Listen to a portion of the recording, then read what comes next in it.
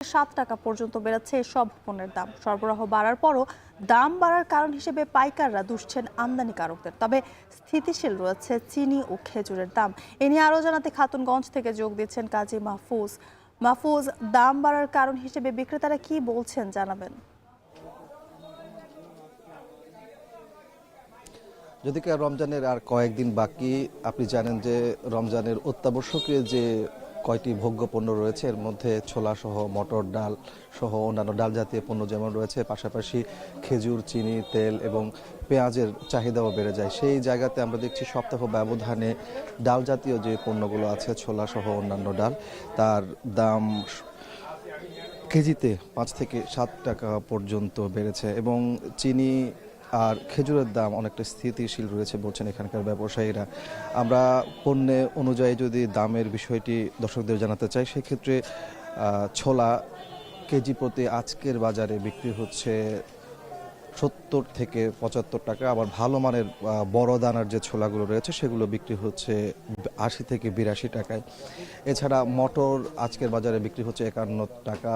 চনার ডাল সেটি বিক্রি হচ্ছে 75 টাকা। একই সাথে খেসারি ডাল, যে ডালটি মূলত পেঁয়াজু বা তরিতেই রমজানের সবচেয়ে বেশি ব্যবহৃত হয়, সেটি আজকের বাজারে বিক্রি হচ্ছে 75 থেকে 77 টাকায়।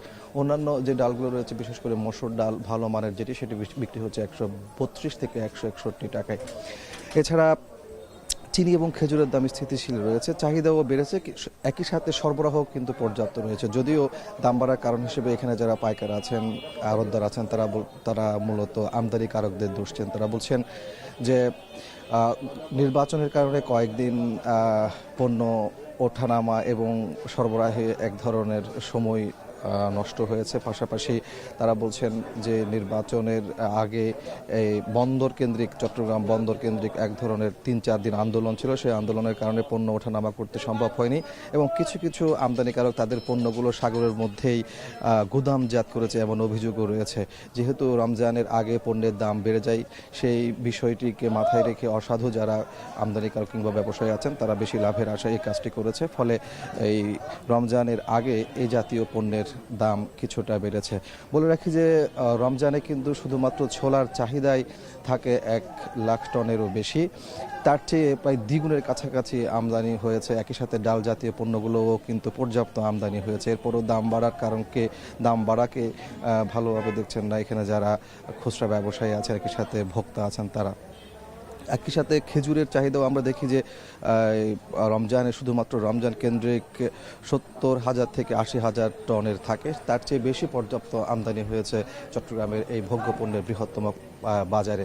সব মিলিয়ে বলা যায় যে সরবরাহ পর্যাপ্ত রয়েছে এবং বেচা বিক্রিও খানিকটা বেড়েছে। তবে দাম সপ্তাহ ব্যবধানে 5 থেকে 7 টাকা বাড়ার কারণে অনেকটা উদ্বেগ প্রকাশ করছেন এখানে যারা খুচরা ব্যবসায়ী এবং ভোক্তারা রয়েছেন। এ ছিল আমার কাছে চট্টগ্রামের খাতুনগঞ্জ থেকে রমজানের ভোগ্য পণ্যের দরদাম এবং বেচা বিক্রির সবশেষ তথ্য। চট্টগ্রাম থেকে যুক্ত ছিলেন কাজী মাহফুজ, জানাচ্ছিলেন সেখানকার সবশেষ তথ্য।